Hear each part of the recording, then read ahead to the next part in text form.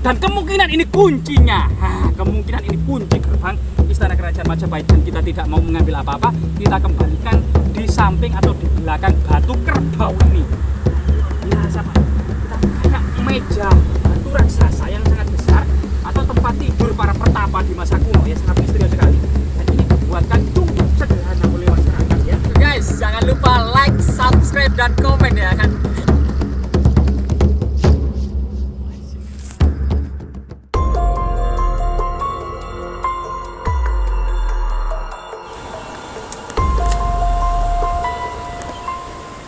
Jadi tidak intinya kita memasuki hutan dan temukan jejak perkampungan kuno Kerajaan Majapahit sambil menikmati keindahan alam bukit-bukit lereng Gunung Anjasmara yang bersejarah ini, yang juga nama Anjasmara itu diambil dari Putri Anjasmara dalam serat Damar Wulan.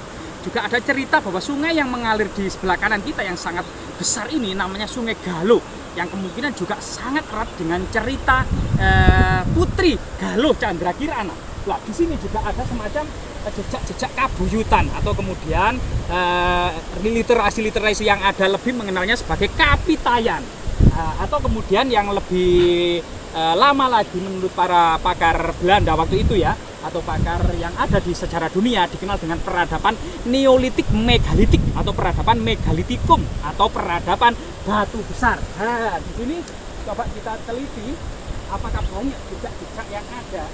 Ya, jadi ada beberapa batuan yang sangat aneh di lokasi ini. Nah, ini. Di sana itu ada semacam jejak aliran lahar kuno yang cukup besar.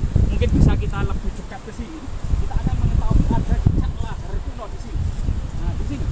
Jadi di sini ada semacam tanah sangat lapang atau sebuah daratan tersembunyi, ya, yang sangat lebar. Ada di tengahnya juga ada sebuah kumpulan batu yang sangat misterius dikelilingi oleh hutan-hutan. Di sana juga ada semacam kelok-kelok yang saat ini menjadi ditanami padi dan di sebelahnya ditanami jagung oleh warga. Ada semacam ini adalah aliran lahar kuno.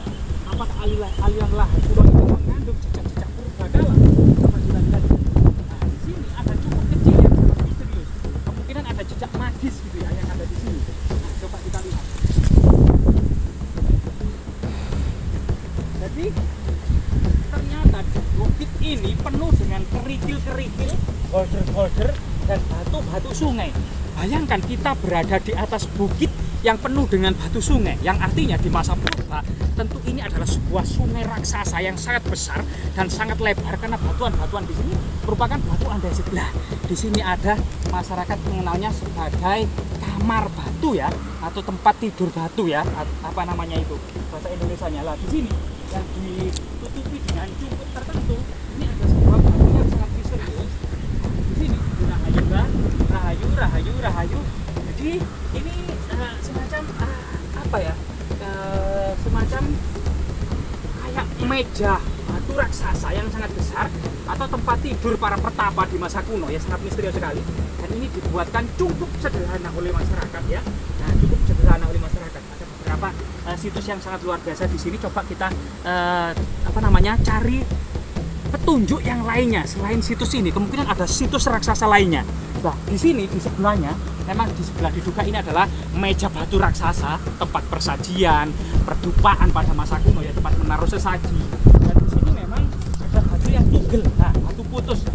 Tapi tidak tahu ini batu putusnya yang sangat simetris gitu, ya, yang karena mungkin kondisi gravitasi atau masah batu yang tidak seimbang kemudian batu ini putus, atau mungkin karena kesaktian pusaka-pusaka leluhur kita bisa memangkas batu seperti ini, ya.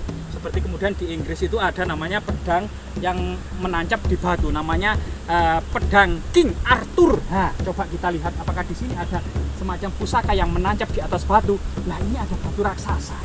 Masyarakat mengenalnya sebagai batu kerbau. Nah, ini nama ini juga sangat misterius, sangat magis.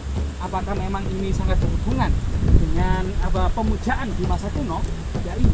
Jadi batu ini sangat luar biasa sekali gitu, ya. Nah, di sini juga ada batu yang sangat misterius di bawahnya ini, ya. Ini mirip dengan kepala gajah kalau sini. Nah, ini mirip batu dengan kepala gajah, dan ini memang batu raksasa yang mirip dengan tubuh kerbau. Jika kita keliling, yang paling enak lewat sini sambil menikmati jurang-jurang indah di bawah. Di sini ada batu raksasa kepala kerbau. Nah, gitu ya. Dan di sini itu ada kumpulan-kumpulan batu raksasa pula. Nah, kita menemukan pusaka tidak sengaja ini, Pak. Nah, ini. Loh, Pak. Kita menemukan kunci raksasa, Pak. Nah, kuncinya apa ini, Pak? Ini kunci raksasa ini, Pak. Gak tahu. Apa milik Minak Jinggo ini ya? Iya. Nah, kelihatannya ini pusaka Minak Jinggo ini. Kunci raksasa, teman-teman. Mungkin bisa di zoom ya. Nah, ini kunci sebesar ini tuh. Berarti gerbangnya itu pasti sangat besar. Berarti ini gerbang Majapahit ini. Kunci gerbang Majapahit telah ditemukan. Jadi kunci gerbang yang terbuat dalam negara Kertagama itu ya disebutkan bahwasanya kutanya Batabang Umi Derma Kandel Aruhur, istana kerajaan Majapahit itu terdiri dari tembok batu bata merah yang tebal tinggi mengitari istana, dan di sebelah utara itu adalah pintu gerbang Purawaktra.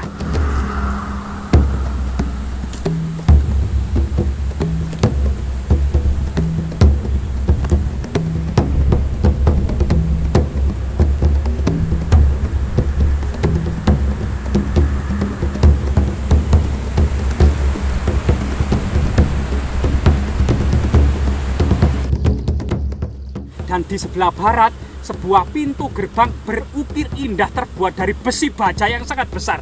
Dan kemungkinan ini kuncinya. Kemungkinan ini kunci gerbang Istana Kerajaan Majapahit. Dan kita tidak mau mengambil apa-apa, kita kembalikan di samping atau di belakang batu kerbau ini. Nah, ini luar biasa, Pak. Kita menemukan kunci raksasa, Pak ya. Nah, ini coba kita naik ke atas ini. Nah, jadi teman-teman, batu kerbau ini memanjang sampai sana. Memang warnanya hitam kelam seperti kerbau. Selain itu juga memang diduga batu ini memiliki 3 fungsi magis pada masa prasejarah yang kemudian berlanjut pada masa kuno sebagai situs kabuyutan. Yang pertama adalah mengikat binatang kerbau sebelum kemudian sebagai upacara pengorbanan disembelih dan dibagikan kepada warga masyarakat. Ya, yang kedua adalah situs pemujaan kepada gunung, karena gunung dan batu besar itu dianggap sebagai tempat bersemayamnya arwah-arwah leluhur. Yang kedua adalah di area ini pada masa kuno adalah sebuah area indah, terutama di bulan purnama. Kemudian dengan tikar-tikar pandan, para tetua desa ini bermusyawarah.